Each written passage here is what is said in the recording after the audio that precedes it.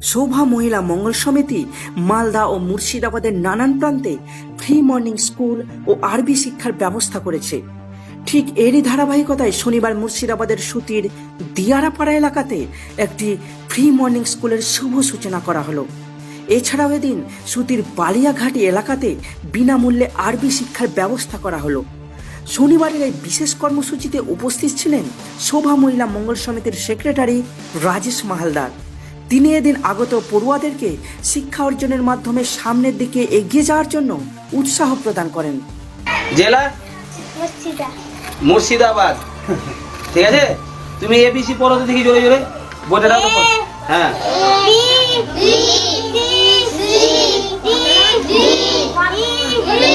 কথা করছেন এক বছর থেকে। তো এখানে কতজন ছাত্রছাত্রী পড়াশোনা করে? 50 জন।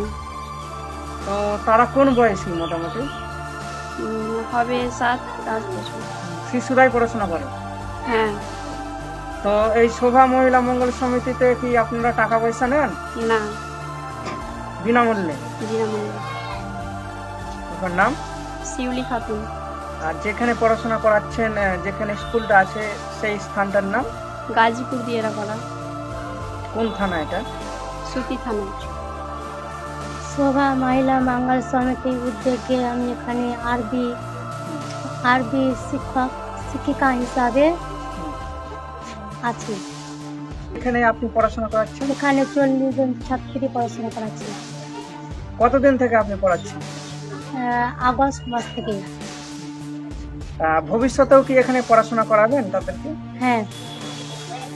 তো এখানে কোন কোন গ্রাম থেকে ছাত্রীরা আসে? এখানে বালিয়াঘাটি আশেপাশে গ্রামের এখান থেকে আসে। আপনার নাম? সোনিয়া খাতুন। আজকে আমরা এখানে বালিয়াঘাটি, পোস্ট কদমতলা, থানা সুতি, জেলা মুর্শিদাবাদ। এই বালিয়াঘাটি কদমতলায় এই সুতি থানা অন্তর্গত আমরা একটা আরবিক স্কুল আজকে কর্মসূচি করি। তো এই কর্মসূচিটি কতদিন থেকে চলছে? কতদিন থেকে এখানে পড়াশোনা করানো? আগস্ট মাস থেকে এখানে পড়াশোনা চলছিল। আমরা বিভিন্ন লকডাউনে, করোনা মহামারী বিশ্বজুড়ে আপনারা জানছেন এবং আপনারাও মানুষকে সচেতন বার্তা দিয়েছেন। তো আমরা এই করোনা মহামারীতে আমরা স্কুলটাকে সেরকম গুরুত্ব দিতাম না, সোশ্যাল ডিস্টেন্স বা সেরকম করাটাও ঠিকমতো আমাদের চলছিল না। তো আমরা এখন সোশ্যাল ডিস্টেন্স রেখে সবাইকে তুরন্ত বজায় রেখে এই আরবিক শিক্ষাটাকে এগিয়ে নিয়ে যাওয়ার জন্য আমি আবার আজ থেকে আপনাদের এই বঙ্গ চ্যানেলের মারফতে শুরু করি। আমি চাইছি যে এখানে একটা ভালো যেন পুরো টোটালি ফ্রি, আমরা তো সবই ফ্রি, যেন একদম পুরো টোটালি যেন একাডেমি একটা মাদ্রাসা বড় আকারে করতে পারি। হ্যাঁ, যেন এরা আরও ভালো পরিষেবা পায়। এরা যেন শিক্ষা, যে এদের চাহিদা, আমি যা এখানে এসে দেখলাম এনাদের যে 40 জন মহিলাদের যে চাহিদা, সেটা আমাকে খুব ভালো লেগেছে বা আমি খুব খুশি এদের চাহিদা দেখে। তার জন্য আমি আরও শোভা মহিলা মঙ্গল সমিতি থেকে এনাদের জন্য যেন একাডেমি করতে পারি, এনাদেরকে যেন আরও পরিষেবা ভালো দিতে পারি, সেই চেষ্টাটা দেখি।